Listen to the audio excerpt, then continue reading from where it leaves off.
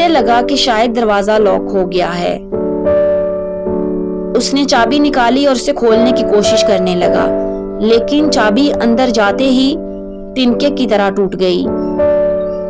اب مائک خنجر نکال کر جیسے تیسے لاک کو کھولنے لگا اور لاک کھل گیا۔ اس نے نوب کا گھمایا لیکن نوب ٹوٹ کر اس کے ہاتھ میں آ گئی۔ اب وہ غصے سے دروازے کو توڑنے کے لیے لاتیں مارنے لگا اور ہیلپ ہیلپ پکارنے لگا، لیکن نہ تو دروازہ کھلا اور نہ ہی اس کی آواز باہر تک گئی۔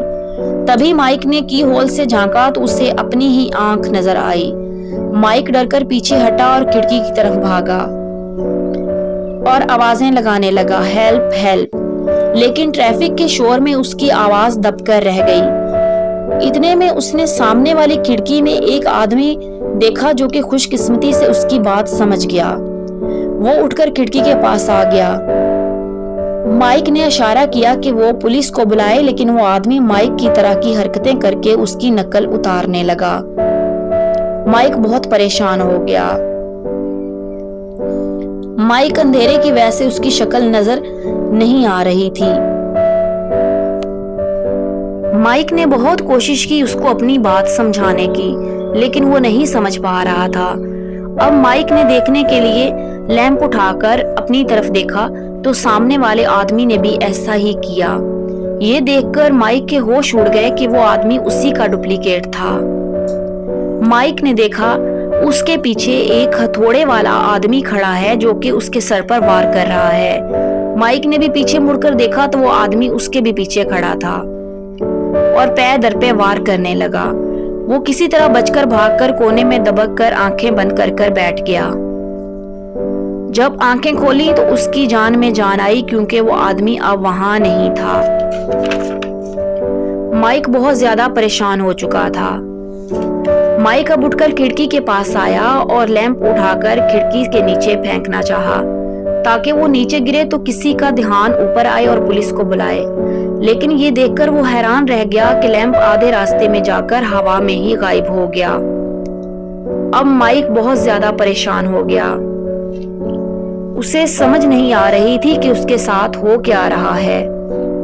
اس کو یاد آیا کہ اولن نے اس کو مہنگی شراب کی بوتل دی تھی اور چاکلیٹ بھی اس نے کھائی تھی، شاید اس وجہ سے اس میں کوئی ڈرگ تھی اور اس کو ہیلوسینیشن ہونے لگے تھے۔ مائک نے اپنے دماغ کو قابو میں رکھنے لگا۔ اتنی دیر میں اسے لیونگ روم سے آواز آئی، ڈیڈی میں آپ کو دیکھ سکتی ہوں۔ یہ دیکھ کر مائک کا دماغ کہیں سن پڑ گیا کیونکہ وہ آواز کسی اور کی نہیں اس کی بیٹی کیٹی کی تھی جس کی کچھ عرصہ پہلے ڈیتھ ہو چکی تھی۔ وہ بہت زیادہ ڈر گیا۔ اب کمرے میں ہر طرف سے کیٹی کی آواز آنے لگی۔ اتنے میں اس نے کھڑکی کی طرف دیکھا تو اسے ایک مرد عورت ایک دوسرے کے بعد کھڑکی سے کودتے نظر آئے اور اس کے بعد اسے لیونگ روم سے کچھ تڑکنے کی آواز آئی۔ اس نے بھاگ کر جا کر دیکھا تو نظر آیا کہ دیوار پھٹ گئی ہے اور ادھر سے خون نکلنے لگا۔ اب مائک کو سمجھ نہیں آ رہی تھی کہ یہ خواب ہے یا حقیقت۔ اسے لگا کہ یہ وہ خواب دیکھ رہا ہے کیونکہ ایسی چیزیں تو خواب میں ہی ہو سکتی ہیں۔ اب اس نے سوچا کہ اگر یہ خواب ہے تو وہ کوشش کر سکتا ہے کیونکہ وہ خواب میں وہ مر نہیں سکتا۔ یہ سوچ کر اس نے میپ نکالا اور دیکھا کہ دوسرے کمرے کی کھڑکی 8 فٹ کی دوری پر ہے۔ وہ آہستہ آہستہ کمرے سے کھڑکی کی طرف باہر نکلا اور اس کے اندازے کے مطابق کھڑکی 9 قدم کی دوری پر تھی۔ وہ بہت مشکل قدم جما کر آگے گیا، لیکن اس کی حیرانی کی انتہا نہیں رہی جب اس نے دیکھا دوسری طرف کوئی کھڑکی ہی نہیں تھی۔ وہاں صرف روم نمبر 1408 کی کھڑکی تھی۔ وہ خود کو سنبھالتے ہوئے کھڑکی کی طرف گیا، لیکن جیسے ہی وہ پہنچا اس نے دیکھا کہ ایک عورت نے اس کے اوپر حملہ کر دیا۔ وہ خود کو بچانے کے لیے پیچھے ہوا اور نیچے گرنے لگا، لیکن وہ ایک جگہ خوش قسمتی سے لٹک گیا۔ اتنے میں اس عورت نے نیچے چھلانگ لگا دی اور کھڑکی بند ہونے لگی۔ اب جیسے تیسے کر کے وہ تیزی سے کمرے کے اندر کود گیا۔ اب اسے یقین ہو گیا تھا کہ یہ کوئی سپنا نہیں ہے۔ اگر کوئی خواب یا سپنا ہوتا تو وہ اتنے شوق لگنے کے بعد اٹھ چکا ہوتا۔ یہ واقعی اس کے ساتھ حقیقت میں سب کچھ ہو رہا تھا۔ اب اچانک اس کی نظر دیوار پر گئی تو ادھر لگے میپ پر سب کمرے غائب ہو چکے تھے، صرف ایک ہی کمرہ تھا 1408، وہ بھی درمیان میں۔ اب اس نے دیکھا کھڑکی دیوار سے ہٹ چکی ہے اور وہاں پر صرف دیوار باقی رہ گئی ہے۔ وہ بہت زیادہ پریشان ہو گیا۔ اتنے میں اس کو اپنے موبائل کا خیال آیا کہ موبائل اس کے پاس ہے، لیکن اس پر سگنلز نہیں تھے۔ تو پھر اس کو اپنے لیپ ٹاپ کا خیال آیا، اس پر خوش قسمتی سے نیٹ آن تھا۔ اس نے اپنی بیوی للی کو کال ملائی، جو کہ لگ بھی گئی، اور اسے ہیلپ کے لیے بولا۔ للی اس سے ناراض تھی اور یہ سن کر اور بھی ناراض ہو گئی۔ مائک نے کہا، دیکھو للی، پلیز ہیلپ کرو اور پولیس کو بتاؤ کہ میں روم نمبر 1408 میں ہوں، ڈولفن ہوٹل میں یہ روم ہے، میری مدد کرو۔ لیکن للی اس سے ناراض ہو گئی کہ وہ نیو یارک میں ہو کر اس سے ملنے نہیں آیا۔ وہ آگے سے شکایتیں کیے جا رہی تھی کہ اوپر سے فائر سینسر آن ہو گیا اور پانی گرنے لگا، جس سے لیپ ٹاپ بند ہو گیا۔ اسے بہت غصہ آیا۔ اس نے لکڑی کا ایک ٹکڑا اٹھا کر اوپر پھینکا، جس سے وہ پانی بند ہو گیا۔ اس کی نظر وینٹیلیشن پر پڑی۔ اس نے سوچا کہ اس سے وہ باہر جا سکتا ہے۔ اب اس نے اپنی جیب سے چاقو نکالا اور وینٹیلیشن کی جالی کھولی تاکہ وہ دوسرے کمرے میں جا سکے۔ وہ گیا اور اس نے دیکھا کہ دوسرے کمرے میں ایک عورت اپنے بچے کو لے کر بیٹھی تھی۔ اس نے اس کو بلایا، دیکھو پلیز میری مدد کرو، میں 1408 روم میں پھنس چکا ہوں۔ لیکن وہ یہ دیکھ کر حیران رہ گیا کہ یہ تو اس کی بیوی للی تھی، جو کہ اپنی بیٹی کیٹی کو لے کر بیٹھی تھی۔ اس نے دیکھا یہ تو اس کے ماضی کی ہی ایک جھلک تھی۔ وہ بہت زیادہ پریشان ہوا اور جلدی سے وہاں سے مڑ گیا اور اب کسی اور کمرے کی تلاش میں نکلنے لگا۔ ایک اور وینٹیلیشن سے اس نے جھانکا تو دیکھا کہ وہاں بھی اس کا ماضی ہی تھا، جس میں وہ کسی بات پر اپنے باپ سے بحث کر رہا تھا، جس سے اس کو ماضی کی کچھ غلطیاں بھی یاد آئیں۔ اب اس کو یاد آیا کہ وہ اور للی اچھی خوشگوار زندگی گزار رہے تھے کہ اچانک ان کی بیٹی بیمار ہو گئی، اس کو کینسر ہو گیا۔ للی ہر وقت اپنی بیٹی کو سمجھاتی تھی کہ وہ مرنے کے بعد جنت میں جائے گی اور وہاں اس کی ملاقات عشور سے ہوگی، وہ بہت اچھی جگہ ہے۔ لیکن مائک ایسا نہیں چاہتا تھا۔ مائک چاہتا تھا کہ للی اس کو زندگی کی طرف لے کر آئے اور اس کے ساتھ زندگی کی اچھی اچھی باتیں کرے۔ لیکن کیٹی مر گئی، جس کی موت کا ذمہ دار وہ اپنی بیوی کو ٹھہرانے لگا۔ وہ بہت پریشان تھا اور کافی ٹراما میں چلا گیا تھا، کیونکہ وہ اپنی بیٹی سے بہت پیار کرتا تھا۔ اسی وجہ سے وہ اپنی بیوی پر بہت زیادہ ناراض ہوا۔ تب سے للی اکیلی تھی اور اس کے والد اولڈ ایج ہوم میں تھے۔ تبھی اس کے باپ نے اسے گھور کر دیکھا اور وہ جلدی سے آگے بڑھ گیا۔ لیکن اب یہاں پر اس کو احساس ہو گیا تھا کہ وہ خود ہی غلطی پر تھا۔ اس کی بیٹی کی موت میں اس کے والد یا اس کی بیوی کا کوئی ہاتھ نہیں تھا۔ اب وہ آہستہ آہستہ آگے بڑھنے لگا کہ کسی اور روم کے وینٹیلیشن سے نیچے اتر سکے۔ لیکن یہ دیکھ کر اس کی حیرانگی کی انتہا نہ رہی جہاں اس کو دھول مٹی میں اور جالوں کے درمیان ایک لاش نظر آئی، جس کے گلے میں سوئی دھاگا تھا۔ یہ وہی آدمی تھا جس نے خود اپنا گلا کاٹ لیا تھا، اور گلا کاٹنے کے بعد وہ اسے سوئی دھاگے سے سینے کی کوشش کر رہا تھا۔ اس نے وہاں سے بھاگنا چاہا۔ جیسے وہ بھاگنے کے لیے مڑا، مردے نے اس کا پاؤں پکڑ لیا، لیکن اس نے کسی طرح مردے کے منہ پر لات ماری اور آگے بڑھ گیا۔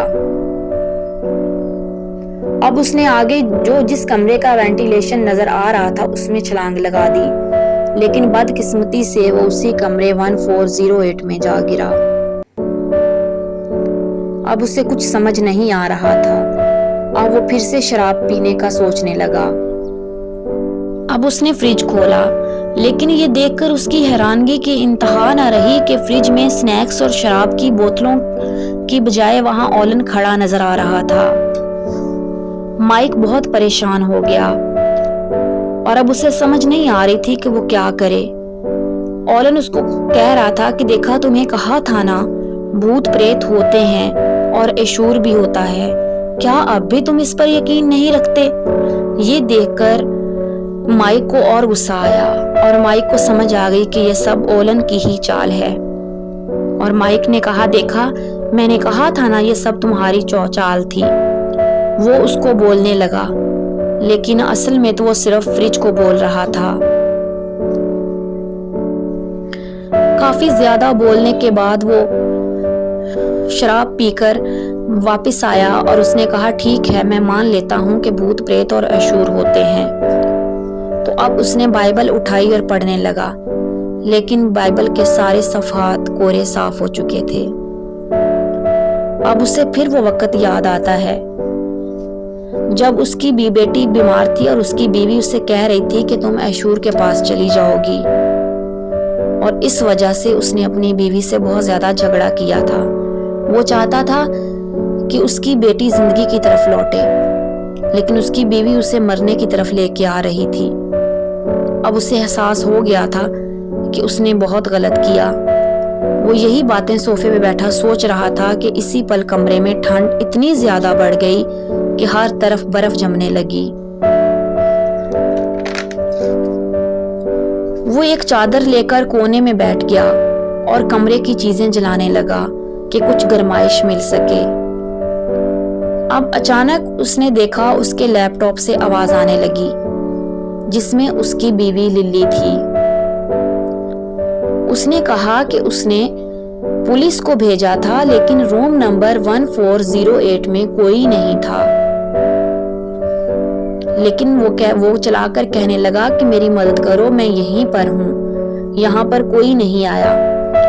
تبھی للی نے کہا کہ وہ 15 منٹ میں خود اسے لینے آتی ہے، لیکن مائک نے کہا میرے پاس صرف 2 منٹ ہیں، تمہیں جو کچھ بھی کرنا ہے جلدی کرنا ہوگا۔ اتنے میں ٹائمر پھر سیٹ ہو گیا اور مائک پریشان تھا۔ ابھی وہ للی سے بات کر رہا تھا کہ اس کے امیج نے للی سے کہا کہ وہ 15 منٹ بعد آئے۔ وہ سمجھ گیا کہ اب یہ کمرہ اس کی بیوی کو بھی نگلنا چاہتا ہے۔ اس سے پہلے کہ وہ اپنی بیوی کو بھی نکلنے سے منع کرتا، کال کٹ گئی اور کمرہ خود سے تہس نہس ہونے لگا اور کمرے میں طوفانی بارش شروع ہو گئی۔ اس نے غصے سے ایک پینٹنگ پر کچھ مارا تو وہ سمندر کی پینٹنگ سے پانی نکل کر آنے لگا۔ وہ ڈوبنے لگا اور پانی مسلسل کمرے میں بھر رہا تھا۔ اب اس کو کچھ سمجھ نہیں آ رہی تھی، وہ پانی میں مسلسل ڈوب رہا تھا۔ وہ بے ہوش ہو گیا اور جب اس کی آنکھ کھلی تو وہ کیا دیکھتا ہے کہ وہ سمندر کے کنارے لیٹا ہوا ہے۔ یہاں وہ سرفس کے لیے آیا تھا اور سمندر کی لہروں نے اسے باہر نکال پھینکا تھا، اور ایک آدمی بھاگ کر اس کی ہیلپ کرنے کے لیے آیا تھا اور اسے ہوش آ گئی تھی۔ جب اسے ہوش آئی تو اس نے دیکھا کہ وہ ہاسپٹل کے بیڈ پر پڑا تھا۔ وہ بہت زیادہ حیران ہوا۔ اس نے دیکھا کہ للی اس کے سامنے بیٹھی تھی۔ وہ کہتا ہے کہ وہ تو روم نمبر 1408 میں تھا۔ للی کہتی ہے وہ لاس اینجلس میں ہے۔ مائک کہتا ہے کہ اس نے ہیلپ کے لیے کال کی تھی، لیکن للی کہتی ہے اس کو کوئی کال نہیں ملی۔ یہ سن کر مائک کا دماغ ہی گھوم گیا۔ وہ بہت زیادہ پریشان تھا، لیکن اس نے شکر ادا کیا کہ وہ اس کا ایک برا سپنا تھا، وہ کمرہ نمبر 1408 میں نہیں ہے۔ اس کو خیال آیا کہ شاید یہ اس کا برا سپنا ہی تھا۔ مائک ٹھیک ہوتے ہی للی کے ساتھ ایک ریسٹورنٹ میں گیا اور پھر اسے روم نمبر 1408 کی کہانی ساری دوبارہ سے بتائی۔ للی نے کہا وہ بس ایک برا سپنا تھا۔ تبھی مائک کو ایک عورت نظر آئی۔ یہ وہی عورت تھی جو کہ مائک کو روم نمبر 1408 کی کھڑکی سے کودتی نظر آئی تھی۔ مائک کے پلکیں جھپکتے ہی اسے کوئی اور عورت اس کی جگہ نظر آنے لگی، یعنی کہ وہ بس مائک کا وہم تھا۔ اگلے دن وہ پوسٹ آفس گیا اور پوسٹ میں سے لیٹر ڈھونڈنے لگا، لیکن اس سے کوئی لیٹر نظر نہیں آیا۔ پھر وہ اخبار کے آنکھ تراشے دیکھنے لگا۔ وہاں اس کو اس فیکٹری مین کا نظر آیا جو کہ وہاں خودکشی کر چکا تھا۔ وہ ہوٹل ڈولفن میں ہونے والے واقعات کو دیکھنے لگا۔ اس اخبار میں اس آدمی کی موت کی وجہ کچھ اور تھی کہ اس نے ایک برج سے کود کر اپنی جان دے دی تھی۔ اب اسے یقین ہو گیا تھا کہ وہ ایک سپنا ہی تھا، اور وہ اس بات کو لے کر بہت خوش تھا کہ وہ اس بھیانک کمرے میں موجود نہیں تھا۔ اب وہ للی کے ساتھ خوش تھا اور اس نے اپنے باپ سے بھی معافی مانگی تھی، اور اب اسے اپنے گناہوں کا احساس ہو گیا تھا۔ لیکن یہ سپنا 1408 والا حقیقت کی طرح اس کے دماغ میں بس چکا تھا۔ اب اس نے ان واقعات کو لے کر ایک کتاب لکھ ڈالی اور اس کا نام 1408 رکھا۔ اب وہ پوسٹ آفس آیا تاکہ کتاب کو بھیج سکے، لیکن جیسے ہی وہ آدمی اس کی طرف مڑا، مائک حیران رہ گیا کہ یہ تو وہی لڑکا جو ڈولفن ہوٹل میں ویٹر تھا۔ دیکھتے ہی دیکھتے سارا سٹاف اس کو ڈولفن ہوٹل کا نظر آنے لگا۔ دیکھتے ہی دیکھتے ان لوگوں نے ہتھوڑوں سے پوسٹ آفس کی دیواروں کو توڑنا شروع کیا۔ سامنے روم نمبر 1408 کی دیواریں نظر آنے لگیں، اور دیکھتے ہی دیکھتے وہ پھر روم نمبر 1408 میں آ گیا۔ اب اسے سمجھ آیا کہ یہ سپنا نہیں تھا، بلکہ یہ حقیقت تھی۔ سپنا تو وہ تھا جو وہ دیکھ رہا تھا، بلکہ وہ تو کبھی روم نمبر 1408 سے نکل ہی نہیں سکا تھا۔ روم کسی کھنڈر کی طرح بن چکا تھا۔ اتنے میں مائک کو اس کی بیٹی کیٹی نظر آئی۔ اس نے اسے گلے لگایا۔ اتنے میں ریڈیو پر وہی گانا بجنے لگا اور ٹائم سیٹ ہو گیا۔ اس کی بیٹی دیکھتے ہی دیکھتے راکھ ہو گئی، اور وہ راکھ اٹھا اٹھا کر دیکھنے لگا۔ آخر وہ تھک کر گرا۔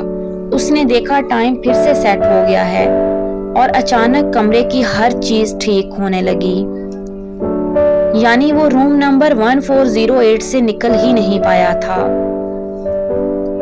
ریڈیو پر ٹائم 1 گھنٹے کا دوبارہ سیٹ ہو چکا تھا۔ اتنے میں فون کی گھنٹی بجی۔ اس نے فون اٹھایا اور غصے سے بولا، تم مجھے مار ہی کیوں نہیں دیتے؟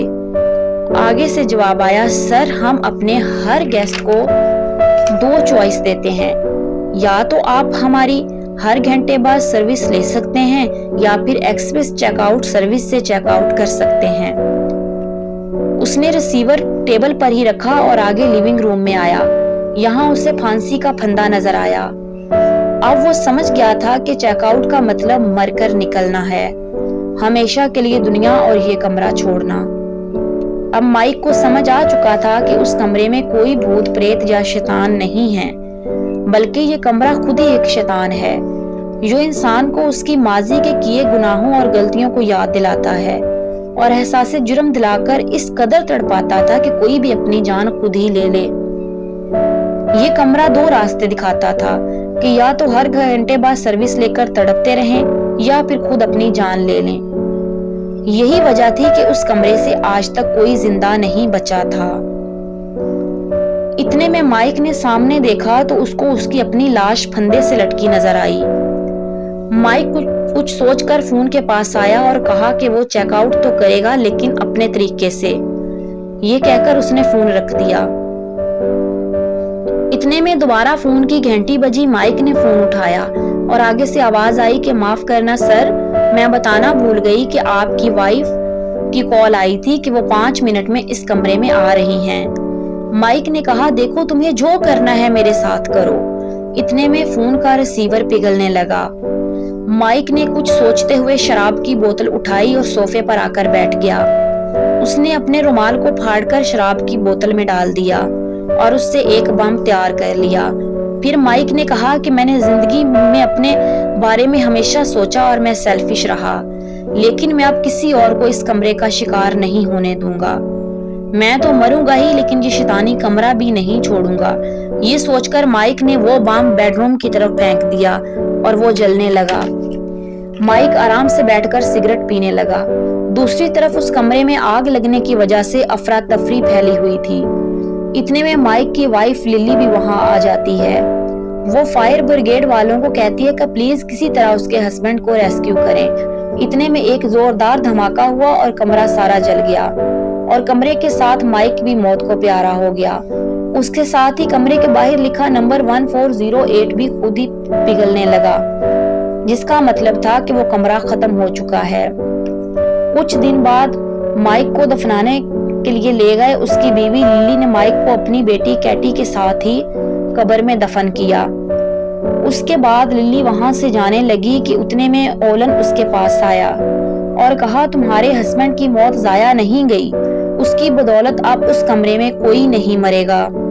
یہ کہہ کر اس نے للی کو مائک کا کچھ سامان والا باکس دینا چاہا۔ اولن کہتا ہے کہ یہ کچھ سامان ہے جو ہمیں وہاں کی صفائی کرنے کے دوران ملا، لیکن چونکہ للی بہت زیادہ صدمے میں تھی وہ سامان لینے سے انکار کر دیتی ہے اور گاڑی کی طرف چلی جاتی ہے۔ پھر اولن واپس گاڑی میں آیا اور اس نے باکس کھول کر دیکھا، اس میں مائک کا ٹیپ ریکارڈ بھی تھا۔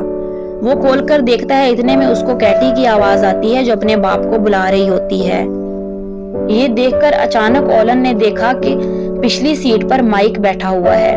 وہ بری طرح ڈر گیا اور پیچھے دیکھا، لیکن اب وہاں کچھ نہیں تھا اور کیٹی اپنے باپ کو ہی بلا رہی تھی۔ مائک ہنسنے لگا کہ یہ تو میرا وہم تھا اور آگے چلا گیا۔ کہانی یہاں ختم ہو جاتی ہے۔ تو دوستو، اگر آپ کو میری کہانی اچھی لگی ہے تو پلیز میرے چینل کو لائک اینڈ سبسکرائب ضرور کریں۔